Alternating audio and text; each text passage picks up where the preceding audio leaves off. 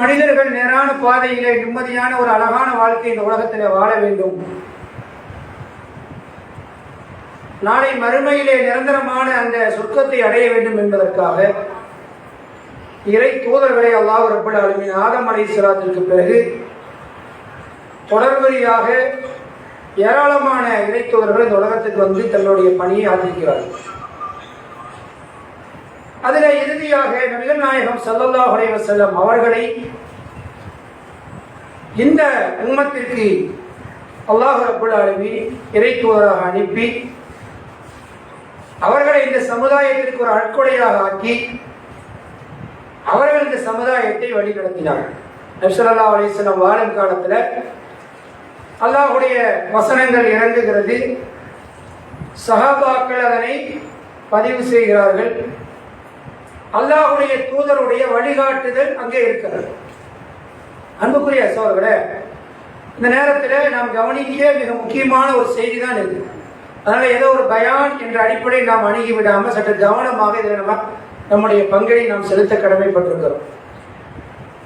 ரசூலுல்லாஹி ஸல்லல்லாஹு அலைஹி வஸல்லம் வாழும் காலத்தில் சஹாபாக்களுக்கு ஏதேனும் சந்தேகம் ஏற்பட்டால் அல்லாஹ்வுடைய தூதர்கிட்ட போய் கேட்டு தெளிவு பெற்றுக் கொள்வார். ரசூல் ஸல்லல்லாஹு அலைஹி வஸல்லம் போதித்த போதனைகள் இன்னைக்கு ஹதீஸ்ங்கிற பேர்ல இருக்குது இல்லைங்களா? இந்த சொல் செயல் அங்கீகாரம் அன்றைக்கு எழுதி வைக்கப்படவில்லை. குர்ஆனை எழுதி கொண்டிருந்தாங்க இறந்த காலத்தில். ஹதீஸ்களை 99% எழுதல, 1-2 விஷயம் எழுதியதாக நம்ம ஹதீஸ்களை வரலாறு பார்க்கணும். இந்த நிலையில் நபிகள் நாயகம் ஸல்லல்லாஹு அலைஹி வஸல்லம் அந்த மக்களை சஹாபாக்களை வழி நடத்துறாங்க. ரசூல் ஸல்லல்லாஹு அலைஹி வஸல்லம் மறைவுக்கு பின்னால் இஸ்லாமிய மார்க்கம் உலகத்தின் பல பாகங்களுக்கும் பரவுகிறது. பல இடங்களுக்கும் போது சஹாபாக்களுடைய ஆட்சி காலத்தில் பல நாடுகளுக்கு இஸ்லாம் பரவுது. ரசூல் ஸல்லல்லாஹு அலைஹி வஸல்லம் வாழும் காலத்திலே இஸ்லாத்தை அழித்து ஒழிக்க வேண்டும் என்று குழப்பத்தை ஏற்படுத்துவதற்கு ரசூலுல்லாஹ் இருக்கும் பொழுதே நானும் நபிதான் என்று சிலர் எழுந்தார்கள். இதே போல ரசூல் ஸல்லல்லாஹு அலைஹி வஸல்லம் பிறகால் மரணத்திற்கு பின்னர் இஸ்லாம் உலகம் முறை பரவுது பல இடங்களுக்கு. இப்படி போகும் பொழுது என்ன பிரச்சனை ஏற்படுது அப்படின்னு சொன்னா, இந்த மார்க்கத்தை தடுத்து நிறுத்த வேண்டும் என்பதற்காக இஸ்லாத்தின் எதிரிகள் கங்கணம் கட்டி வேலை செய்கிறார்கள். ஆனால் இஸ்லாம் பரவி கொண்டிருக்கு. போர்க்களங்களை சந்திக்க வருகிறார்கள், போர்க்களத்திலே முஸ்லீம்கள் வெற்றி பெறுகிறார்கள். இப்பொழுது என்ன செய்யறாங்கன்னா, குறிப்பாக யூதர்கள் என்ன செய்கிறார்கள்னா, ரசூலுல்லாஹி ஸல்லல்லாஹு அலைஹி வஸல்லம் அவர்கள் பெயரால் இந்த சமூகத்தில் குழப்பம் ஏற்படுத்த வேண்டும் என்று அவர்கள் சொன்னார்கள் என்று சொல்லாத செய்திகளை எல்லாம் அரங்கேற்றினார். ரசூல் ஸல்லல்லாஹு அலைஹி வஸல்லம் பேர்ல ஒரு செய்தி சொன்னா அவர்கள் மீது பிரியம் கொண்டு இருக்கிற பின்பற்றுகிற சமூகம் அப்படியே பின்பற்றும் என்பதை அடிப்படையாக வச்சு இஸ்லாத்துக்குள் குழப்பத்தை ஏற்படுத்துவதற்காக அவங்க பேர்ல அவங்க சொன்னதாக பல செய்திகளை எழுதி வைத்தார்கள், பரப்பிவிட்டார்கள். இது ஒரு பக்கம் நடந்தது. இன்னொரு பக்கம் என்ன நடக்குது அப்படின்னு சொன்னா, எங்கெல்லாம் இஸ்லாம் போகுதோ அங்கே இருந்த கலாச்சார தாக்கம் அதன் மீது விழுகிறது. உதாரணமா நீங்க எடுத்துக்கிட்டீங்கன்னா, துருக்கிக்குள் இஸ்லாம் போகுது. துருக்கியுடைய பழக்க வழக்கம் எப்படின்னா, நீங்க சவுதி அரேபியாவில் இப்ப இருக்கிற ஆட்சியாளர்களுடைய மூதாதையர் வருவதற்கு முன்னால இந்த துருக்கி கிலாபத்து தான் இருந்தது. என்ன செய்தார்கள் தெரியுங்களா? எல்லா செய்திகளுக்கும் நினைவுகளை கட்டி வைத்து விட்டார். பாய்சார் அலி இல்லான்னு ஒரு செய்தி இருந்தா அதுக்கு மேல ஒரு கட்டடம், இவங்க தான் இந்த சகாபின்னு சொன்னா அதுக்கு மேல ஒரு கட்டடம். நினைவு தூண்களை அமைப்பது அவங்களுடைய ஒரு கலாச்சாரமா இருக்கு. இப்படி செய்து செய்து செய்து பாத்தீங்கன்னா இந்த பிரச்சாரம் முகமது இப்னு அப்துல் வஹாப் என்கிற இந்த சமூக சீர்திருத்தவாதி வந்து இந்த பிரச்சாரத்தை ஆரம்பிச்சு அந்த குர்ஆன் ஹதீஸுடைய அந்த கொள்கை வருவதற்கு முன்னால் பாத்தீங்கன்னா எல்லாத்துக்கும் எந்த சமாதியா இருந்தாலும் அதுக்கு மேல ஒரு கட்டடம் அப்படிங்கிற மாதிரி ஆயிடுச்சு. அப்ப இந்த மாதிரி அதெல்லாம் பின்னால வந்து இடித்து அதெல்லாம் கூடாது என்று இன்னைக்கு ஓரளவுக்கு தெளிவுபடுத்தி வச்சுட்டாங்க. அப்ப இந்த மாதிரி ஒவ்வொரு நாடுகளுக்குள்ளும் இஸ்லாம் நுழையும் பொழுது அங்க இருக்கிற கலாச்சாரம் உள்ள நுழையும். சூஃபியிசம் என்று ஒன்று இன்னைக்கு இஸ்லாத்தில் அங்கீகரிச்சு வச்சிருக்கிறாங்க. அந்த சூஃபியிசம் இஸ்லாத்துக்கு எவ்வளவு விரோதமானது என்பதை அதை படிச்சவங்களுக்கு தெரியும். இதுவும் இஸ்லாமா இருக்குது. ஆரம்பத்தில் அது ஆரம்பிக்கும் பொழுது எளிமை வேண்டும், இறைவன் பக்கம் திரும்ப வேண்டும், நல்ல இடத்துல தான் வந்தது. ஆனால் நடைமுறையில் வரும் பொழுது அது இஸ்லாத்துக்கு சம்பந்தம் இல்லாம இறைவனோடு இணை வைக்கிற, இறைவனை கேவலப்படுத்துகிற, இஸ்லாத்துக்கு புறம்பான, குரானுக்கும் ஹதீஸுக்கும் முரணான ஒரு வாழ்க்கை திட்டமாக இருக்கிறது. ஆனால் இன்னைக்கும் அது இஸ்லாமாக இன்றைக்கு பல பக்கம் இருக்கிறது நீங்க பார்க்கலாம். இப்படி ஒவ்வொரு தாக்கம். இதே போல நீங்க பாத்தீங்கன்னா ரசூலுல்லாஹி ஸல்லல்லாஹு அலைஹி வஸல்லம் மரண தருவாயில் எச்சரித்தார்கள். நமக்கு எல்லாம் தெரியும் ஹதீஸ். யூதர்களையும் நசராக்களையும் சபித்தார்கள். தங்களுடைய நபிமார்களுடைய அடக்க ஸ்தலங்களை வணக்க ஸ்தலங்களாக ஆக்கி கொண்டார்கள். நாம் அப்ப இந்த மாதிரி பெரியார்களை, வழிகாட்டிகளை வழிபாடு செய்யக்கூடிய இடங்களாக மாற்றுவது யாருங்க? வெளியிலிருந்து வந்த ஒரு வழி. அதை இந்த சமூகத்தில் இன்னைக்கு எப்படி நடக்குது? இபாதத்தாக நடக்குது. இதுல என்ன ஒரு பிரச்சனை அப்படின்னா, நம்ம விளங்கிக் கொள்ளணும், எதையாவது இஸ்லாத்துக்கு வெளியில நடக்கிற ஒரு நிகழ்வை அப்படியே எடுத்து செய்தால் முஸ்லீம்கள் யாரும் ஏற்றுக்கொள்ள மாட்டாங்க. தப்பா செய்து பாவமாச்சம். அதே செயலை இஸ்லாம் பெயர்ல வேற மாதிரி அரங்கேற்றினால் அது நடைமுறைக்கு வர்றதை நீங்க பார்க்கலாம். இப்ப நம்ம நாட்டுக்குள்ள இஸ்லாம் வரும் பொழுது என்ன ஏற்படுதுன்னா, இந்த இந்து மக்கள்கிட்ட இருக்கிற இந்த கலாச்சார தாக்கம் அப்படியே வருது. நீங்க பார்க்கலாம், அவர்கள்ட்ட இருக்கிற அந்த பெரியார்களை வழிபாடுகள்லாம் அப்படியே இங்க வந்துருச்சு. அங்கே சிலை வழிபாடு, இங்கே சமாதி வழிபாடு.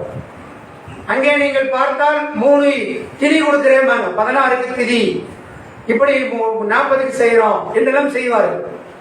இங்க பாத்தீங்கன்னா 3, 7, 40 வருட பார்ட்டியா எல்லாமே இங்க இருக்கு. அங்கே சாமி சிலையை வைத்து ஊர்வலம் போவார்கள். இங்கே கொடிமரத்தை வச்சு, சந்தன கூடத்தை வச்சு இங்கே ஊர்வலம் போறது எல்லாமே ஏறக்குறைய நீங்க பாத்தீங்கன்னா அந்த செய்தி அப்படியே இருக்கும். அங்கே என்ன நடக்குதோ அதை நேரடியாக இல்லாமல் கொஞ்சம் மாற்றமாக அத்தனை விஷயங்களும் இதுக்குள்ள இஸ்லாம்ங்கிற பேர்ல நுழைஞ்சிருக்கு. அப்ப இந்த மாதிரி வழிகேடுகள் நிறைய ஏராளமா இருக்கும். ஹதீஸ்களை எல்லாம் ஓரமா வச்சுட்டு கடந்த காலத்தில் இருந்த பெரியவங்களுக்கு எல்லாம் தெரியும், நிறைய உட்கார்ந்து நூல்களை எல்லாம் தமிழ் நூல்களை வாசிப்பார்கள். விறகு வெட்டியார் கிசா, பப்பரத்தி அம்மானை, 16 சையதுமார்கள் வழிபு பேச்சு அப்படின்லாம் சொல்லி வரலாறு சொல்லி அதை படிப்பாங்க. இதெல்லாம் அவைகளில் பார்த்தீங்கன்னா எந்த ஆதாரம் இருக்காது, தவறான கொள்கைகள் இருக்கும், குர்ஆன் ஹதீஸுக்கு முரணான செய்திகள் இதான் வளம் வந்துட்டு இருந்தது இந்த சமூகத்தில். 100 மசாலா, 100 மசாலா, 100 செய்தி எதையோ சொல்ல வேண்டியது, அந்த பாடல் போல சொல்றது, அதை உட்காந்து கேட்பாங்க. இதெல்லாம் கோயில்கள் நடத்தி பாருங்க. அதே மாதிரி நீங்க இந்த 100 மசாலான்னு சொல்லி ஒரு பாடுவார், இதை உட்காந்து கேட்பாங்க. வாழ இல்லாத மீனது ஆமீன் அப்படிம்பாங்க. அப்ப இந்த மாதிரி ஒரு செய்தியாவே இருக்காது. இந்த மாதிரி எல்லாம் நடந்து கொண்டிருந்த இந்த சமூகத்தில் அன்புக்குரிய நல்லடியார்களே, அப்ப இப்படி எல்லாம் நடக்கும் பொழுது இதிலிருந்து எப்படி தப்பிக்கிறது, எதை நம்ம கண்டுபிடிக்கிறது அப்படின்னு சொன்னா, இதனால தான் நபிகள் நாயகம் ஸல்லல்லாஹு அலைஹி வஸல்லம், இது மாத்திரம் இல்ல, ஒரு எடுத்துக்காட்டுக்கு நம்ம கண் பார்வைக்கு சில விஷயம் ஏராளமாக இந்த சமூகத்திலே குறையோடி போய் கிடக்கிறது, உலகம் முழுக்க குறையோடி போய் கிடக்கிறது. அப்ப நம்ம வாழும் சமூகத்திலே இப்படி இருக்கிறது. இந்த நேரத்துல ரசூலுல்லாஹி ஸல்லல்லாஹு அலைஹி வஸல்லம் சஹாபாக்களை பார்த்து சொன்னார்கள். நமக்கெல்லாம் தெரியும், சஹாபாக்கள் எல்லாம் ஓர் உயிர் ஈர் உயிராக வாழக்கூடிய அந்த நெருக்கமான காலகட்டத்தில் ரசூல் ஸல்லல்லாஹு அலைஹி சொல்றாங்க, யூதர்கள் 71 கூட்டமாக பிரிந்து போனாங்க. அபூதாவுதிலே, இப்னு மாஜாவிலே, அகமதிலே பதிவு செய்யப்பட்டிருக்கிற ஆதாரபூர்வமான செய்தி. யூதர்கள் 71 கூட்டமா போனாங்க, கிறிஸ்தவர்கள் 72 போனாங்க. என்னுடைய இந்த உம்மத் 73 கூட்டமாக பிரிவார்கள் என்று ரசூலுல்லாஹி ஸல்லல்லாஹு அலைஹி வஸல்லம் சொல்லிட்டு 73ல 72 கூட்டம் நரகத்தை அடையும் அப்படின்னா, இதான் அதிர்ச்சியான செய்தி. 73 கூட்டத்துல 72 நரகத்துக்கு போகுங்கிறாங்க. அப்ப நமக்கெல்லாம் வணங்கி இருக்கிறோம், சிராத்தை ஏற்காமல் இணை வைப்பாளர்களாக இறைவனை மறுத்த நிலையில் ஒருவர் வாழ்ந்து மரணிச்சு நரகத்துக்கு போனா அது நமக்கு தெரியும். முஸ்லீமாக இருந்து தூதரை ஏற்று இஸ்லாத்துக்குள்ள இருக்கிறங்கிற பேர்ல இருந்து எங்க போறாங்க? நரகை அடைவார்கள். சொல்றது யாருங்க? அல்லாஹ்வுடைய தூதர் சொல்லுகிறார். எவ்வளவு பெரிய அதிர்ச்சியான செய்தி பாருங்க. எவ்வளவு சாதாரணமான விஷயம் இல்ல இது, சாதாரணமான ஒரு செய்தி இல்ல. ஒரு குடும்பம் இருக்கிறோம்னு வைங்களேன், அப்பா அம்மா மகன் மகள் ஒரு மாமா மச்சான் எல்லாம் இருக்கிறோம்னா பாதி எங்க போகும்? கொள்கை வேறையா இருந்தா, செயல்பாடு வேறையா இருந்தா நரகை அடைவார்கள். அல்லாஹ்வுடைய தூதர் சொல்றாங்க 72 நரகத்துக்கு போகும், ஒரே ஒரு கூட்டம் சுவனத்தை அடையும் என்று நபிகள் நாயகம் ஸல்லல்லாஹு அலைஹி சொன்னாங்க. அப்ப இதை சொல்லும் பொழுது இன்னைக்கு அதை வச்சுதான் எல்லாருமே இதை சொல்லிட்டு என்ன செய்யறாங்க?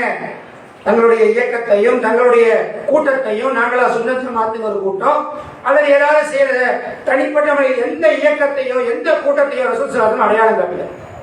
அப்ப ஒரே ஒரு கூட்டம் சுவனத்திற்கு போகும் என்று ரசூலுல்லாஹி ஸல்லல்லாஹு அலைஹி சொல்றாங்க. சஹாபாக்கள் கேட்டாங்க, அல்லாஹ்வுடைய தூதரே, இந்த ஒரு கூட்டம் யார்? அவர்கள் யார்? அவர்களுடைய அடையாளங்கள் என்ன என்று சஹாபாக்கள் ரசூலுல்லாஹி ஸல்லல்லாஹு அலைஹி வஸல்லம் கேட்கிறாங்க. ரசூல் ஸல்லல்லாஹு அலைஹி சொல்றாங்க, மா அன அலைஹி வ ஸஹாபி. எவ்வளவு அற்புதமான வார்த்தை பாருங்க. நானும் எனது தோழர்களும் இப்ப எப்படி இருக்கோமோ அப்படி இருப்பவர். நானும் எனது தோழர்களும் எப்படி வாழ்ந்தாங்க அதுதான், அப்படி வாழ்பவர்கள் தான் சொர்க்கத்திற்கு போவார்கள் என்று நபிகள் நாயகம் ஸல்லல்லாஹு அலைஹி வஸல்லம் சொல்றாங்க. அன்புக்குரிய நல்லடியார்களே, அப்படியானால் நம்முடைய வாழ்க்கையில் எப்படி இருக்கணும்? நம்ம ஒரு இவ்வளவு பெரியவர் சொல்லிட்டாரு, அவர் சொன்னா சரியா இருக்குமா? இந்த அமைப்பு சொன்னா சரியா இருக்குமா? இந்த இயக்கம் சொன்னா சரியா இருக்குமா? இந்த ஜமாத்து தான் சரியானது என்ற சிந்தனைகளை விட்டு முதலில் நாம் வெளியேறணும். எப்படி இருக்கணும்? மான அலைஹி சாபி, இதுதான் டார்ச் லைட். எப்படி இருக்கணும்? எந்த ஒரு செயலை நீங்கள் செய்வதாக இருந்தாலும், எந்த ஒரு செயலையும் இஸ்லாம்ங்கிற பேர்ல நாம் அரங்கேற்றினாலும் அதுக்கு என்ன வேணுங்க? ஒரே அளவு கூட தான். மெஜாரிட்டியோ பெரியார்களோ பெரிய அறிஞரோ இவ்வளவு காலம் செய்து வருவதோ எதுவும் ஆதாரம் இல்லை. ஒரே ஒரு ஆதாரம் என்ன? அல்லாஹ்வுடைய வேதத்தில் சொல்லப்பட்டிருக்கிறதா? அல்லாஹ்வுடைய தூதர் இதனை நடைமுறைப்படுத்தியிருக்காங்க, சொல்லியிருக்காங்களா? கட்டளையிட்டு இருக்கிறார்களா? செய்து காட்டியிருக்கிறார்களா? அங்கீகரித்திருக்கிறார்களா என்பதைத்தான் ஒரு மூமின் பார்க்க வேண்டும். இல்லைன்னாங்க பெரிய கை சேதத்துக்கு ஆளாகிவிடும். அன்புக்குரிய நல்லடியார்கள், இப்ப கூட பாருங்க, நம்ம இந்த மாசம் போல அதை பேசிக்கிட்டே இருக்கிறோம்.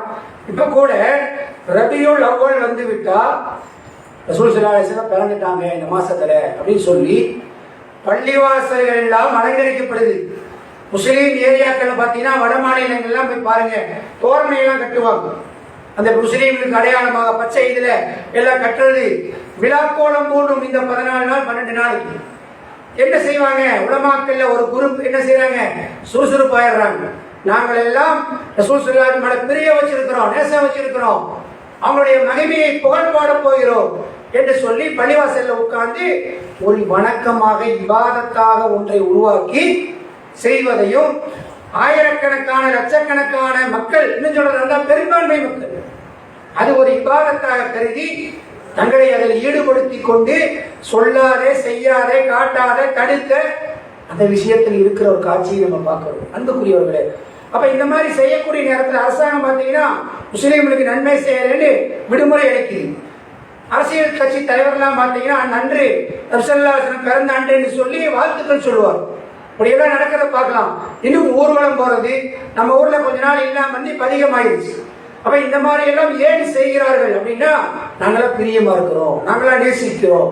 அன்புக்குரியவர்களே, நேசம் என்றால் முதலாவது நம்ம வணங்கிக்கணும் அல்லாஹ் அவர்கள் மீது கொண்டிருக்கிற நேசம் என்ன? அல்லாஹ்விடத்துல ரசூல் ஸல்லல்லாஹு அலைஹி வஸல்லம் எவ்வளவு முக்கியத்துவம் வாய்ந்தவர்கள், அதை நம்ம முதல்ல புரிந்து கொள்ளணும். அல்லாஹ் தஆலா திருமறை குர்ஆன்ல நீங்க பாத்தீங்கன்னு சொன்னா ரசூல் ஸல்லல்லாஹு அலைஹி வஸல்லம் அவர்களை நபிமார்களை குறித்து அல்லாஹ் பேசுகிறான். பல இறை தூதர்கள் 25 நம்ம பார்க்கிறோம். அல்லாஹ்வுக்கு ஹபீப், தன்னுடைய ஹபீப் மீது அல்லாஹ் அவ்வளவு நேசம் கொண்டிருக்கிறான். இன்னும் சொல்வதா இருந்தால் பாருங்க, யூனுஸ் அலைஹிஸ்ஸலாம் என்ன செஞ்சாங்க? கப்பலில் இருந்து கீழே இறக்கி விடப்படுகிறார்கள். நமக்கு தெரியும், அல்லாஹ் இடத்துல கோவித்துக் கொண்டு போனால் கப்பலில் இருந்து கீழே இறக்கி விடப்படுகிறார். மீன் வயிற்றுக்குள்ள போயிட்டார். மீன் வயிற்றுக்குள்ள இருந்து துவா செய்யறாங்க, லா இலாஹ இல்லா அன்த சுப்ஹானக இன்னீ குன்து மினல் ஸாலிமீன். யா அல்லாஹ், எனக்கே நான் அநியாயம் செஞ்சுட்டேன், நீ பரிசுத்தமானவன் என்றெல்லாம் அவங்க அல்லாஹ் இடத்துல பிரார்த்திக்கிறாங்க. அல்லாஹ் குர்ஆன்ல சொல்லுகிறான், அவர் மாத்திரம் நம்மை அழைத்து பிரார்த்திக்காவிட்டால் கியாம நாள் வரை அதுக்குள்ளே இருந்திருப்பார். யாரே? யூனுஸ் அலைஹிஸ்ஸலாம். ஆனா ரசூல் ஸல்லல்லாஹு அலைஹி வஸல்லம் அல்லாஹ் சொல்றான், முன்பின் பாவங்கள் மன்னிக்கப்பட்டவர், முன்னாடி பின்னாடி பாவத்தை மன்னிக்கிறேன். அவ்வளவு பிரியம் அல்லாஹ் ரசூலுல்லாஹ் மேல, அவ்வளவு ஒரு நேசம். இன்னும் சொல்வதா இருந்தா சூரத்து தாகாவை எடுத்து பாருங்க. நபியே, நீங்க கஷ்டப்படுறதுக்காக வேண்டி நாம் இந்த குர்ஆனை இறக்கவில்லை அல்லாஹ் சொல்றான். நீங்கள் துன்பப்படுவதற்காக இந்த குர்ஆனை இறக்க ஆரம்பத்திலே 20வது அத்தியாயத்தை எடுத்து பாருங்க. அதிலே ஆரம்பத்திலே அல்லாஹ் சொல்றான், நீங்க துன்பப்படுவதற்காக நாம் இறக்கவில்லை என்கிறான். அதே போல ரசூலுல்லாஹி ஸல்லல்லாஹு அலைஹி வஸல்லம் சஹாபா, அதாவது ஆரம்ப பிரச்சாரத்திலே அந்த மலையின் மீது நின்று கொண்டு மக்களை எல்லாம் அழைத்து பகிரங்க பிரச்சாரம் செய்கிறான். தன்னுடைய குடும்பத்தாரை எல்லாம் அழைத்து பேசுகிறார்கள். மக்கள் எல்லாம் வந்த பிறகு இந்த மலைக்கு பின்னால் இருந்து ஒரு கூட்டம் வந்து தாக்குன்னு சொன்னா நீங்கள் மேலே வந்துதான் நம்புவீங்களா, நான் சொல்றதை வச்சு நம்புவீங்களா என்றெல்லாம் கேட்டு ஈடிகை போட்டு சொல்லுகிறார்கள். அல்லாஹ் ஒருவன் தான், நான் அல்லாஹ்வுடைய தூதரா இருக்கிறேன்னு சொல்லும் பொழுது மக்கள் எல்லாம் ஒரு சரசரப்பை பெற்று கலையிறாங்க. ரசூல் ஸல்லல்லாஹு சிறிய தந்தையாக இருக்கிற அபூ லஹப் என்ன செய்கிறார்? மண்ணை எடுத்து சாபமிடுகிறார். ரசூலுல்லாஹ் பார்த்து சாபமிடுகிறார். தப்பல்லக்க ஆலா ஜமாத்தினா, எத்தனை கூட்டியா, நீ நாசமா போக என்று சொல்லுகிறார். இந்த வார்த்தையை அல்லாஹ் கடுமையாக எடுத்துக்கணும். நீங்க பார்க்கணும், இன்னைக்கு நம்ம ரசூல் ஸல்லல்லாஹு அலைஹி வஸல்லம் காலத்துல இருந்து இன்னைக்கு வரைக்கும் எத்தனை லட்சம் மக்கள் சபித்திருக்கிறார். தப்பத் யதா அபீ லஹப், அபூ லஹபுடைய 2 கரங்களும் நாசமாகட்டும். அல்லாஹ் வசனத்தை இறக்கி கோடிக்கணக்கான முஸ்லீம்கள் கியாம நாள் வரை ஒவ்வொரு நாளும் தொழுகையிலே சபித்துக் கொண்டிருக்கிறார். எவ்வளவு பெரிய அல்லாஹ் பிரியம் இருந்தா இவ்வளவு பெரிய விஷயத்தை அல்லாஹ் பார்ப்பான். யோசிச்சு பாருங்க, ரசூல் ஸல்லல்லாஹு அலைஹி வஸல்லம் அல்லாஹ் அவ்வளவு பிரியம் கொண்டிருக்கிறான். அது மட்டுமல்ல, ரசூலுல்லாஹி ஸல்லல்லாஹு அலைஹி வஸல்லம் அவர்களை அல்லாஹ் எந்த அளவுக்கு சொல்றான்னு சொன்னா, வ இன்னக லஅல்லாஹ் ஹுலுகின் அலீம், எந்த நற்குணம் உடையவராக இருக்கிறார். இவர்தான் பெஸ்ட் கேரக்டர். இது மாதிரி நீங்க இருக்கணும், இதுக்கு மேல எதுவும் கிடையாது என்று 68வது அத்தியாயத்தினுடைய 4வது வசனத்தில் அல்லாஹ் சொல்றான். அதே போல 3வது அத்தியாயத்தினுடைய 159 சொல்கிறான், ஃபபிமா ரஹ்மத்தின் மினல்லாஹி லின்தலவ், இவர் அழகான மென்மையான மிக அழகான மக்கள்கிட்ட இனிமையாக பழகக்கூடியவராக இருக்கிறார் அல்லாஹ்வுடைய கிருபையில என்று அல்லாஹ் ரப்பல் ஆலமீன் பாராட்டுகிறான். இந்த மாதிரி நிறைய சொல்லலாம். அதே போல ரசூல் ஸல்லல்லாஹு பத்தி அல்லாஹ் சொல்றான், உங்களில் சிலர் சிலரை அழைப்பதை போல இவர் அழைக்காதீங்க. வாழும் காலத்தில் நம்மளாம் பேசிக்கிற மாதிரி வாங்க இப்ராஹிம், வாங்க இஸ்மாயில் என்று யாரும் சொல்லிடக்கூடாது. ரசூல் ஸல்லல்லாஹு அப்படி பேசிடக்கூடாது. உங்களில் சிலர் சிலரை அழைப்பதை போல அழைத்து விடாதீர்கள். குல் அனபஸரும் மிஸ்லுக்கும் யூஹா இலைய அன்னமா இலாஹுக்கும் இலாஹும் வாஹித். 18வது அத்தியாயத்தினுடைய கடைசி வசனத்தில் அல்லாஹ் சொல்லுகிறான் 110, நானும் உங்களை போன்ற மனிதன் தான், எனக்கு வகை அறிவிக்கப்படுகிறது அல்லாஹ் ஒருத்தன் தான் சொல்லுங்கன்னு சொல்லிட்டு அதுக்காக நீங்க எப்படி கூப்பிடக்கூடாது? உங்களில் சிலர் சிலரை அழைப்பதை போல் அழைக்கக்கூடாது. அவருடைய குரலுக்கு மேல் உங்கள் குரலை நீங்கள் உயர்த்தாதீர்கள், உங்களுடைய அமல்கள் அழிந்து போய்விடும். சூரத்து குஜராத்திலே அல்லாஹ் சொல்லுகிறான்.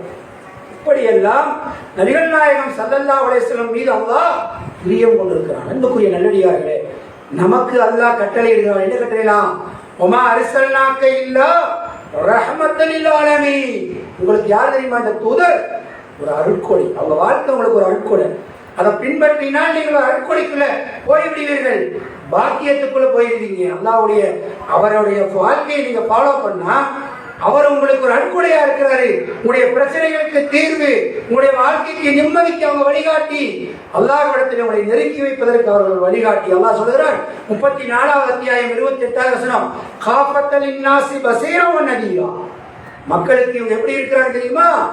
பஸீரன் வ நதீரா, எச்சரிக்கை போவராக இருக்கிறாங்க, அதே நேரத்தில் நற்செய்தி செல்பவராகவும் இருக்கிறார் என்று அல்லாஹ் ரப்பல் ஆலமீன் நபிகள் நாயகம் ஸல்லல்லாஹு அலைஹி வஸல்லம் சொல்கிறார். அன்புக்குரியவர்களே, அப்ப நேசம் என்றால் என்ன? இப்ப சொல்றாங்களா இல்லைங்களா, உங்களுக்கு எல்லாம் பாசம் இல்லை, நாங்களாம் பாசத்தின் காரணமா மௌலூத் ஓதுறோம், ரசூலுல்லாஹ்வை புகழ்ந்து பாடுறோம், நீங்க புகழ்ந்தா தப்புங்கிறீங்க, நீங்க எல்லாம் பாவிகள் என்று சொல்லுகிறார்கள். நேசம் என்றால் என்ன? அல்லாஹ் எந்த நேசத்தை சொல்லுகிறான்? அல்லாஹ் தூதருக்கு எப்படி நடந்து கொள்ள சொல்லுகிறான் நம்மள அப்படின்னு சொன்னா, முதலாவது நேசம் என்றால் என்ன? அல்லாஹ் குர்ஆன்ல சொல்றான் 33வது சூரத் அஹ்ஸாபில் 6வது வசனம், அன்-நபியு அவுலா பில் முஃமினீன மின் அன்ஃபுஸிஹிம். இந்த தூதர் இருக்கார் இல்லைங்களா, மூமின்களுடைய உயிரை விட மேலானவர். நம்முடைய உயிர்களை விட யாரு? ஒரு மனுஷனுக்கு எதுங்க ரொம்ப முக்கியம்? தன்னுடைய உயிர். அதை விட அவர்கள் மேலானவர்கள் என்று அல்லாஹ் ரப்பல் ஆலமீன் ரசூல் ஸல்லல்லாஹு அலைஹி வஸல்லம் சொல்லிட்டார். அப்ப அல்லாஹ் நேசம் என்று சொல்வது என்னத்தை அப்படின்னு நீங்க பாத்தீங்கன்னா, வெறும் பக்தி அடிப்படையில் வைக்கிற நேசத்தை அல்லாஹ் சொல்லல. நீங்க பார்க்கலாம், குர்ஆனுக்குள்ள போய் பாத்தீங்கன்னா, மூசா அலைஹிஸ்ஸலாத்தை வளர்த்தது யாருங்க? தண்ணியிலே மூசா அலைஹிஸ்ஸலாம் வரலாறு சூரத்து தாவல் எடுத்து படிச்சீங்கன்னா முக்கால்வாசி அதிலே வந்து விட்டது. பல இடங்கள்ல வருது. அந்நீர் அல் கஸஸிலே வருகிறது 28ல, தண்ணீரை வைத்து குழந்தை பேழையை அல்லாஹ் விட்டுவிட சொல்லுகிறான். மூசா அலைஹிஸ்ஸலாம் குழந்தையா இருக்காங்க, ஆண் குழந்தையை கொண்டு இருக்கிறான் ஃபிரௌன், தண்ணீரை வச்சு விட்டாச்சு. அந்த பேழை அப்படியே போய் எங்க போகுது? ஃபிரௌனுடைய அரண்மனைக்குள்ள தான் போகுது. ஆசியா அம்மையார் தான் அதை எடுக்கிறாங்க, ஃபிரௌனுடைய மனைவி. எடுத்து வளர்க்குறாங்க. ஃபிரௌனும் அனுமதிக்கிறான். ஆரம்பத்தில் எதிர்க்கிறான், பிறகு அனுமதிக்கிறான். எங்க வளர்ந்தாங்க மூசா அலைஹிஸ்ஸலாம்? ஃபிரௌனுடைய அவையில், ஃபிரௌனுடைய கண்காணிப்புல. அத பின்னால மூசா அலைஹிஸ்ஸலாம் போய் ஃபிரௌன்கிட்ட பேசும்போது சொல்லி காட்டுறான், நீங்கள் நம்ம இடத்துல நீங்கள் அவ்வளவு காலம் இருக்கவில்லையா என்றெல்லாம் கேட்கிறான். அப்ப வளர்த்துறான். அப்ப வளர்த்திட்டான், ஒரு இறை தூதரையே வளர்த்திட்டான் என்று அல்லாஹ் பாசத்தை காமிச்சிட்டான், குழந்தையிலிருந்து வளர்த்தி விட்டான் என்று அல்லாஹ் அங்கீகரிச்சானா, இது அப இலா ஃபிரௌன இன்னஹு. அல்லாஹ் சொல்றது என்னங்க? வெறும் பாசம் அல்ல, வெறும் பாசத்தை அல்லாஹ் சொல்லல. அப்படி சொல்வதா இருந்தா நூஹ் அலைஹிஸ்ஸலாம் 950 வருஷம் வேலை செஞ்சாங்க. கப்பலை நின்று மகனே திறந்து ஏறிக்கோன்னாங்க. அல்லாஹ் சொல்றான், அவன் மகன் இல்ல, தண்ணி வந்து அடிச்சு போயிருச்சு, ஒரு பெரிய அலை வந்து அவனை கொண்டு போயிருச்சு. அல்லாஹ் கேட்கிறாங்க, யாருதான் என் மகனாச்சு? அவன் மகன் இல்லை. யார் மகன்? கொள்கை தான் முக்கியம். கொள்கை அல்லாஹ்வுடைய அந்த அல்லாஹ் சொல்வதற்கு கட்டுப்படணும், அதான் முக்கியம். அப்ப இந்த மாதிரி வளர்க்கறனால, வளர்ப்பதா இருந்தா இப்ராஹிம் அலைஹிஸ்ஸலாத்தின் மீது அல்லாஹ் அவ்வளவு பாசம் வச்சிருக்கிறார். அவருடைய தந்தையாரின் ஆசிரி, அவருக்கு தன்னுடைய இறை தூதருடைய தந்தை என்பதால் அல்லாஹ் அங்கீகரிச்சானா, இறைவனுக்கு எதிரானவர்களாக இருந்தார். எல்லாத்துக்கும் மேல நமக்கு தெரியுங்க, 8 வயசுல அவங்களுடைய பாட்டனார் அப்துல் முத்தலிப் இறந்து விட்டார். ரசூல் ஸல்லல்லாஹு தந்தை பாட்டனார். யார் வளர்த்தனா? அபூ தாலிப் பெரிய தந்தை தன்னுடைய மகன் அலி ரலியல்லாஹு ஜாபிர் ரலியல்லாஹுவை விட ரசூலுல்லாஹ் மேல பிரியமா வளர்த்துறாங்க. தன்னுடைய சகோதரருடைய மகன் என்பதால் அந்த பாசத்தை எல்லாம் அங்கீகரிச்சு அவனுக்கு சொர்க்கத்தை கொடுத்துட்டானா, அவர்களை ஏற்றுக்கொண்டானா, நேசித்து விட்டார்கள் என்று சொன்னானா, அதோட ஒரு பாசம் வேணுமா? நம்மள ரசூலுல்லாஹ் என்னங்க செஞ்சோம்? கூட வச்சு பாதுகாப்பாக வளர்த்துகிறார்கள். அவங்க இருக்கிற வரைக்கும் மக்காலே யாருமே அவங்க மீது கை வைக்க முடியல. இன்னும் சொல்றதா இருந்தா ஒதுக்கி வச்சாங்க இல்லைங்களா, அபூ தாலிப் கணவாய், பேரே அபூ தாலிப், அவங்க இடம் தான். இப்படி எல்லாம் ஒருவர் பாசத்தை காட்டுறாரு, அதை அல்லாஹ் அங்கீகரிக்கல. ஏன் அங்கீகரிக்கல? அல்லாஹ்வுக்கு கொள்கை தான் முக்கியம். இந்த குருட்டு நம்பிக்கை பக்தியாக நம்புறது இதை அல்லாஹ் சொல்லல. அன்புக்குரிய நல்லடியார்களே, அப்படி பார்த்தால் எப்படி நேசம் கொள்ளணும்? சஹாபாக்கள் எப்படி நேசம் வச்சார்கள்? சஹாபாக்கள் எப்படி ரசூல் ஸல்லல்லாஹு அலைஹி வஸல்லம் நேசம் வச்சாங்க? வரிக்கு வரி பின்பற்றினார்கள், உயிரை விட மேலாம வச்சாங்க. ரசூல் ஸல்லல்லாஹு அலைஹி வஸல்லம் ஒரு சஹாபி இடத்துல கேட்கிறாங்க, அவங்களுக்கு உதவியாளராக இருக்கிறார், தண்ணி கொண்டு வந்து உதவி செய்வதற்காக வைக்கிறாங்க. அப்ப அப்படியே ரசூலா பார்த்துட்டே இருந்துட்டு கேட்கிறாங்க, நீங்க ஏதாவது என்னிடத்துல கேளு அப்படிங்கிறாங்க, நான் உனக்கு தர்றேன் பிரியத்துல சொல்றாங்க. எதுவுமே கேட்க மாட்டேங்கிறேன், ஏதாவது கேளு உனக்கு நான் தருகிறேன் அப்படின்னு சொன்ன உடனே இதுதான் சான்ஸ் அப்படின்னு சொன்னேன், எனக்கு இவ்வளவு தினார் கொடுங்க என்று கேட்கல. எப்படி கேட்கிறாங்க? அல்லாஹ்வுடைய தூதரே, நான் சொர்க்கத்திலும் உங்களோடு நான் இருக்க வேண்டும், சொர்க்கத்தில் உங்களோட இருக்கணும், இங்க இருக்கிற மாதிரியே நாளை மறுமையிலும் நான் உங்களோட இருக்கணும் அப்படிங்கிறாங்க. எப்படி கேட்கிறாங்க? என்ன பிரியம் பாருங்க, பிரியத்தை எப்படி வெளிப்படுத்துகிறார்கள். ரசூலுல்லாஹ் சொல்றாங்க, இது அல்லாஹ் பெரிய செய்தி கேட்டுட்டீங்க, அல்லாஹ் நாடினால் எழுதி நீங்கள் அதிகம் வணங்கி எனக்கு உதவுங்கள். அவங்கள்ட்ட கேட்கிறேன், நீங்க ரெண்டு அதிகமான வணக்கங்கள், நஃபிலான சுன்னத்தான இபாதத்துகளை செய்யுங்க, நான் அல்லாஹ்ட்ட உங்களுக்கு முயற்சிக்கிறேன், கேட்கிறேன் என்று நபிகள் நாயகம் ஸல்லல்லாஹு அலைஹி சொல்றாங்க. இதேபோல நீங்க பாத்தீங்கன்னா உயிரை எப்படி துச்சமென மதித்தார்கள் சொன்னா, உகது போர்க்களத்துல ஒரு இக்கட்டான நிலைமை, சிதறி கூட்டம் ஓடுது, சில பேர் தான் இருந்தாங்க. ரசூலுல்லாஹ்வுடைய அந்த முன்னாடி அவங்களை உள்ள வச்சு தங்களுடைய உடம்பை கேடயமாக்கினார்கள். அம்பு வர அம்ப தங்களுடைய உடம்பை கொடுத்து உயிரை காப்பாற்றினார்கள். எவ்வளவு சகாபாக்கள் சர்வ சாதாரணமாக உயிரை துறந்தார்கள் அல்லாஹ்வுடைய தூதருக்காக. ரசூல் ஸல்லல்லாஹு அலைஹி வஸல்லம் அவங்களுடைய சொல் மீது சகாபாக்களுக்கு எவ்வளவு கண்ணியம் இருந்தது, நம்பிக்கை இருந்தது என்பதை பாருங்க. ரசூல் ஸல்லல்லாஹு அலைஹி வஸல்லம் அலி ரலியல்லாஹு கூப்பிட்டு ஹிஜ்ரத்துக்கு போறதுக்கு முன்னாடி, இந்த இரவு நீங்கள் இங்கே எனக்கு பதிலாக படுத்துக்கணும். என்ன படுக்கீங்க?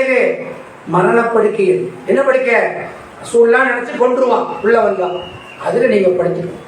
காலையில் நீங்கள் பணத்தை எல்லாம் ஒப்படைச்சிட்டு வந்து சேருங்க. அலி ரலியல்லாஹு நிம்மதியா படுத்து தூங்குறாங்க. ஏன்? சகாபாக்கள் பின்னாடி கேட்கும் போது சொல்லும் போது என்ன சொல்றாங்க? அல்லாஹ்வுடைய தூதர் இன்றைக்கு நீங்க படுத்துக்கோ, காலையில் பொருளை எல்லாம் ஒப்படைத்து விட்டு வந்து சேர்னா வந்து சேருனா எனக்கு ஒண்ணும் ஆகாது. ஏன் சொல்ற யாரு?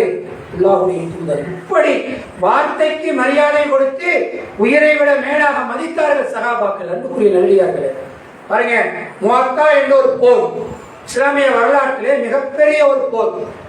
அந்த முஅத்தா போர் எங்கன்னா சிரியாவில் யார் ஆண்டு கொண்டிருக்கா? சிரியாவுக்கு பக்கத்துல ரோமர்கள் ஆண்டு கொண்டிருக்கிறார்கள்.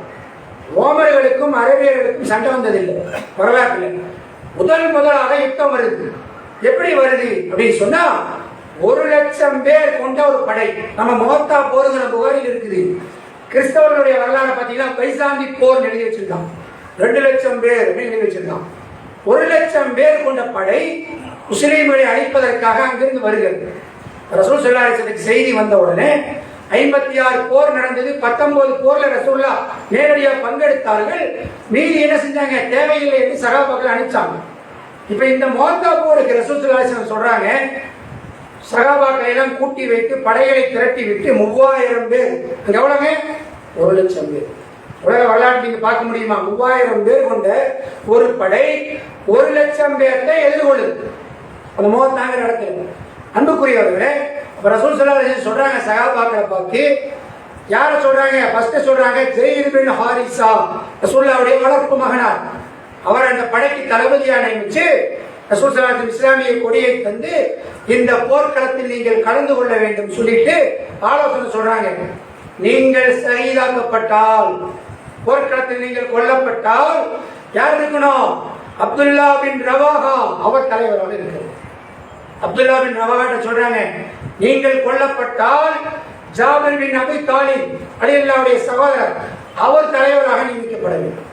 அவர் கொல்லப்பட்டால் நீங்கள் போர்க்களத்தில் மசூரா செய்து ஒரு தலைவரை தேர்ந்தெடுங்கள் என்று ரசூல் ஸல்லல்லாஹு அலைஹி வஸல்லம் சொல்றார். படையை சொல்லி வழி அனுப்பி வைத்து விட்டார்கள். வியாழக்கிழமை நடக்குது. படை கிளம்பி போய்விட்டது. ஜும்மாவுக்கு ரசூல் ஸல்லல்லாஹு அலைஹி வஸல்லம் வர்றாங்க. பார்த்து தொழுது விட்டு பார்க்குறாங்க, ஜாபிர் எல்லாம் அமர்ந்திருக்கிறாங்க. ரசூல் ஸல்லல்லாஹு அலைஹி வஸல்லம் கோபமும் ஆச்சரியமும் கேட்கிறாங்க, ஜாபிரே, உண்மை நான் போர்க்களத்துக்கு அல்லவா அனுப்பினேன் அப்படிங்கிறாங்க. ஜாபிர் சொல்றாங்க, அல்லாஹ்வுடைய தூதரே, நீங்கள் சொன்னீர்கள் ஸைத் பின் ஹாரிஸா ஷஹீதானால், மரணித்தால் அப்துல்லா பின் ரவாஹாவை தலைவராக சொன்னீங்க. அப்துல்லா பின் ரவாஹா மரணித்தால் என்னை தளபதியாக ஆக்கினீர்கள். நான் மரணித்தால் மசூரா பண்ணுங்க என்று சொன்னீர்கள். நிச்சயமாக எனக்கு தெரியும், நான் இந்த போரில் திரும்பி வர மாட்டேன். இப்படி நம்பிக்கை வைக்கிறீங்களா? அல்லாஹ்வுடைய தூதர் ஒன்றை சொன்னால் போருக்கு முன்னாடியே நீ திரும்பி வர மாட்டேன்னு சொல்றாங்க. போவாங்களா? நம்மகிட்ட சொல்ல நீ அவ்வளவுதான் கடைசி பயணம் என்று சொன்னால் எப்படி இருக்கும்? அதனால நான் கடைசியாக உங்களோடு ஒரு ஜும்மாவை தொழுது விட்டு போகலாம் என்று இருந்தேன் என்று ரசூலுல்லாஹி ஸல்லல்லாஹு அலைஹி வஸல்லம் சொல்றாங்க. ஜாபிர் ரலியல்லாஹு ரசூலுல்லாஹி ஸல்லல்லாஹு அலைஹி வஸல்லம் சத்தம் தான் போடுறாங்க, நீ அப்படி செய்திருக்க கூடாது, அது அல்லாஹ்வுடைய பாதை, அங்கதான் சென்றிருக்க வேண்டும், செல்லுங்கள் என்று போயிட்டாரு. படைக்கு போய் இதே போலவே மூவரும் ரசூல் ஸல்லல்லாஹு அலைஹி வஸல்லம் மதீனால இருக்கிற நேரத்தில் செய்திகள் வருகிறது. இப்படியே மூவரும் ஷஹீதாக்கப்பட்டு காலித் பின் வலீத் ரலியல்லாஹு அல்லாஹ்வுடைய சிங்கம் என்று அல்லாஹ்வுடைய போர்வாள் என்று பெயர் வாங்கின அந்த சைஃபுல்லா என்று பெயர் வாங்கிய காலித் பின் வலீத் ரலியல்லாஹு அவர்களை மக்கள் தலைவராக நியமித்து அந்த போர்க்களத்திலே வெற்றி வாகை சூடுகிறார்கள். 1,00,000 பேர், இங்க 3000 பேர். 3000 பேர் எப்படிங்க? சண்டையில் அந்த படை சிதறி ஓடுது. 1,00,000 பேர் கொல்லப்படலை. இவர்கள் முன்னேறாங்க, அவங்க பின்னாடி போயிட்டாங்க. பிறகு திரும்பி வந்து ரசூலுல்லாஹ் நாங்கள் வெற்றி அடைந்தோம் சொல்றாங்க. இந்த செய்தி வரலாறு பதிவாகி இருக்கிறது. அப்ப சஹாபாக்கள் எப்படி நம்பினாங்க? அந்த வார்த்தைக்கு, வாயிலிருந்து புறப்பட்ட அந்த வார்த்தைக்கு எவ்வளவு முக்கியத்துவம் கொடுத்து தன்னுடைய உயிரை துச்சமென மதித்தார்கள் பாருங்க. இதுதான் நேசம். அன்புக்குரிய நல்லடியார்களே, இப்படி ஏராளமா சொல்லிக்கொண்டே போகலாம். அல்லாஹ் தஆலா எதிர்பார்ப்பது என்ன? இந்த தூதருக்கு நீங்கள் நேசம் வையுங்கள் அப்படின்னு சொன்னா கொள்கை நேசமா இருக்கணும், குருட்டு நேசமா இல்லை, சும்மா பாசம் வைக்கிறது இல்லை. அவர்கள் சொன்ன போதனை உயிருக்கு மேலானதாக இருக்கணும். அவங்க இட்ட கட்டளை உயிருக்கு மேலானதாக இருக்கணும். நம்ம உயிரை விட அவர்களுடைய போதனை நமக்கு பெரிதாக தெரியும். அதைத்தான் அல்லாஹ் ரப்பல் ஆலமீன் எதிர்பார்க்கிறான். அன்புக்குரிய நல்லடியார்களே, அல்லாஹ் தஆலா முஃமின்களுக்கு கட்டளை இடுகிறான். இன் குன்தும் துஹிப்பூனல்லாஹ் ஃபத்தபிஊனி என்று சொல்கிறான். நீங்கள் அல்லாஹ்வை நேசிப்பது உண்மையானால் இவரை பின்பற்றுங்க, இவரை ஃபாலோ பண்ணுங்க. குர்ஆன் பூரா திருப்பி பாருங்க, அத்தீஉல்லாஹ் அத்தீஉர் ரசூல், அத்தீஉல்லாஹ் அத்தீஉர் ரசூல். அல்லாஹ்வுக்கு கட்டுப்படுங்கள், அல்லாஹ்வுடைய தூதருக்கு கட்டுப்படுங்கள். அப்ப அல்லாஹ்வுடைய தூதருக்கு கட்டுப்பட்டு அவர்களை பின்பற்றுவதை அல்லாஹ் எதிர்பார்க்கிறான் இந்த உம்மத்திட்ட. ஆனா இன்னைக்கு என்ன நிலைமைங்க? சமுதாயத்தில் இன்னைக்கு என்ன நிலைமை அப்படின்னு நீங்க எடுத்தீங்கன்னா, பொதுவாக இறை தூதர்கள் எல்லாம் வந்து பிரச்சாரம் செய்யும் போது மக்கள் எப்படி ஆனாங்கன்னா, ஒரு கூட்டம் அவரை எதிர்ப்பதற்காக எதிர்த்து அழிந்து போவார்கள். அது 1400 வருஷமா பார்க்கிறோம். இரண்டாவது ஒரு கூட்டம் என்ன செய்யும்னா, கண்டுகொள்ளாது. தூதர் பிரச்சாரம் செய்வாரை கண்டுகொள்ளாது. நீங்க அங்கிருந்தே பார்க்கலாம். மக்காலையும் இருந்தார்கள், மதினாலையும் இருந்தாங்க. என்ன நடக்குதுன்னு பார்க்க மாட்டாங்க. அது அன்னைக்கும் இருக்குது, இன்னைக்கும் இருக்கு. மூன்றாவது ஒரு கூட்டம் ஏற்றுக்கொண்டு மாறு செய்வார்கள். இதுக்கு என்ன ஆதாரம்? நீங்க மூசா அலைஹிஸ்ஸலாம் இருக்கிறாங்க, பிறவுன்ட்டு இருந்து காப்பாற்றி கடலெல்லாம் கடந்து வந்தாச்சு. வந்த பிறகு அல்லாஹ் என்ன சொல்றான்? தூர்சினா மலைக்கு வா என்று அல்லாஹ் இறை வேதத்தை தருவதற்காக தௌராத்தை தருவதற்கு அல்லாஹ் வர சொல்லிட்டான். மூசா அலைஹிஸ்ஸலாம் ஹாரூன் அலைஹிஸ்ஸலாத்தை ஒப்படைச்சிட்டு மேலே போயிட்டாங்க. 30 நாள் சொல்லிட்டு போறாங்க, 10 நாள் அதிகமாகுது, 40 நாள் இருக்கிறாங்க. போய் அல்லாஹ்ட்ட உரையாடி விட்டு சந்தோஷமாக தௌராத்துடைய இந்த பலகையை எழுதின பலகையை எழுதிட்டு வர்றாங்க. வேதத்தை கட்டளைகள் இறை கட்டளையோடு வர்றாங்க. இங்க என்ன ஆச்சுங்க? இந்த பனி இஸ்ராயேலர்கள் இவங்க போன பிறகு அந்த சாமரின் ஒருத்தன் குரல்ல வர செய்தி வழி கெடுக்கிறான். காலை கன்ற வச்சு ஒரு சத்தம் வர மாதிரி செய்யறான். எல்லாரும் இதுதான் தெய்வம்னு வணங்க ஆரம்பிக்கிறான். பாதிப்பு தூதர் இருக்கிறாரு, தூதரை ஏற்றிருக்கிறான், எல்லா அற்புதத்தையும் பார்க்கிறான். சளி பாம்பானதை பார்த்தான், பிறவனு தண்ணிக்குள்ள போனதை பார்த்தான், நைல் நதி கடலை போல பிறந்ததை பார்த்தான். அல்லாவுடைய அட்டாட்சியெல்லாம் பார்த்து வருகிறது. என்ன அப்படின்னு சொன்னா, தூதருடைய கட்டளைக்கு உயிரோட்டம் கொடுக்காம சும்மா பாசத்தை காட்டுறதுக்கு இல்லைங்களா, அதை அல்லாஹ் விரும்பவில்லை. அது வழிகேடு, அது நரகத்தை கொண்டு போய் சேர்க்கும். உயிருக்கு உயிராக நம்ம நேசிப்பது என்ன? அவர்களை நேசிப்பது உண்மையானால் நம்முடைய வாழ்க்கையில் அவருடைய போதனை, அவருடைய கட்டளை, அவர்களுடைய அந்த செயல்பாடுகள் நம்மிடத்திலே வந்தாக வேண்டும். அன்புக்குரிய நல்லடியார்களே, அப்ப இன்னைக்கு சமூகத்தை நீங்க கொஞ்சம் திரும்பி பாருங்க. உயிரை விட மேலா மதிக்கிறோம், அதுல எந்த சந்தேகம் இல்லை. நம்ம அவங்களுடைய பேரை சொன்னா செலவாத்து சொல்லுவாங்க, அவர்களை யாராவது விமர்சிச்சா ரத்தம் சூடாகிவிடும். ஆனால் அவருடைய வாழ்க்கை தெரியுமா? எவ்வளவு பேர் தெரிஞ்சிருக்கிறோம், எவ்வளவு பேர் படிச்சிருக்காங்க. பெரும் கொண்ட ஜமாத்துக்கு அது தெரியாது, அதை பத்தி அக்கறையும் இல்லை, கவலையும் இல்லை. இன்னொரு கூட்டத்தை நீங்க பாத்தீங்கன்னு சொன்னா ஏதோ ஏதோ செய்யறாங்க அப்படின்னு இஸ்லாத்துக்கு வெளியே ஒரு பெரிய கூட்டம் அதை கண்டுகொள்ளாமல் வாழும். ஒரு கூட்டம் அழிக்கணும் ஒழிக்கணும்னு சங் பரிவார் கூட்டம் அடையுது. நான்காவது ஒரு கூட்டம் இருக்குது. அது என்னங்க? சுல்லா காலத்துல இருந்தது. அவங்கதான் யாருங்க? சாபிக்கூன் முந்தியதில் முந்தியவர்கள் சஹாபா. ரசூலுல்லாஹ்வுடைய அந்த வாழ்க்கை போதனைகளை அடியொற்றி வாழ்ந்த மக்கள். இன்னைக்கும் அந்த செய்திகள் நம்ம இடத்துல இருக்குது. இவ்வளவு குழப்பத்துக்கு இடையில அல்லாஹ்வுடைய கிருபையினால, சிலருடைய முயற்சியினால என்னாச்சு? வேதத்தை போல் அவருடைய போதனைகளும் ஆதாரபூர்வமாக தொகுக்கப்பட்டு நமக்கு தரப்படும். அவனுடைய சொல்லும் செயலும் பேச்சும் மூச்சும் பதிவு செய்யப்பட்டிருக்கிறது. உலகத்துல யாருடைய வரலாறும் அப்படி பதிவு செய்யப்படல. மனைவியோடு எப்படி இருந்தார்கள், குளித்ததிலிருந்து பாத்ரூம் போனதிலிருந்து எச்சில் துப்பியதிலிருந்து ஒருவருடைய தலைவருடைய போதனைகள் பதிவு செய்யப்பட்டிருக்கிறது என்றால் அது அல்லாஹ்வுடைய தூதருடைய போதனை மாத்திரம்தான். அன்புக்குரிய நல்லடியார்களே, அப்ப இவ்வளவு இருக்குது, இவ்வளவு செய்தி இருக்குது. அப்ப இந்த செய்தியை பொறுத்த வரைக்கும் நாமெல்லாம் யாருங்க? இதுவெல்லாம் தப்பு. நம்ம சொல்றது என்ன? மூலதூதர் தப்பு, வாரம் பேசுவோம். ஐயோ இதெல்லாம் வழிகேடு, இப்படி பண்றாங்க அப்படி பண்றாங்க என்று சொல்லக்கூடிய கூட்டமா இருக்கிறோம். ஆனால் நீங்கள் நம்மை நோக்கி ஒவ்வொருவரும் இந்த ஜும்மாவுடைய நேரத்துல கொஞ்சம் அப்படி திரும்பி பாருங்க. சுன்னத்துகளை ரசூல் ஸல்லல்லாஹு அலைஹி வஸல்லம் பிரிய வைக்கிறாங்களோ, நம்முடைய வாழ்க்கையில் எந்த அளவுக்கு அவங்களுடைய கட்டளைக்கு நாம் முக்கியத்துவம் கொடுக்கிறோம், எந்த அளவுக்கு அவனுடைய போதனை நம்முடைய வாழ்க்கையில் எதிரொலிக்கிறது, எவ்வளவு சுண்ணத்துகள் நம்ம இடத்துல ஒவ்வொரு இடத்திலும் நம்ம இடத்துல இருக்கிறது, எவ்வளவு நம்ம வாழ்க்கையில பிரதிபலிக்கிறது, எத்தனை சுண்ணத்து இருக்குது யோசிச்சு பாருங்க. வணக்க வழிபாடுகளை சுண்ணத்து இருக்குதா? இன்னைக்கு தௌஹீத்வாதி சொன்ன என்ன தெரியுங்களா? சலாம் கொடுத்தோன்னு எந்திரிச்சு ஓடுறது. தௌஹீதுக்கு அடையாளம் என்னங்க? முன்சபில தொழுதுட்டு சலாம் கொடுத்தோன்னு எந்திரிச்சு ஓடுறது. டைம் இல்லை. சுண்ணத்து 2 ரக்காத் தொழுவதற்கு பேர் என்ன? பேரே சுண்ணத்து. சுண்ணத்துனா என்ன? அல்லாஹ்வுடைய தூதர் செய்தது.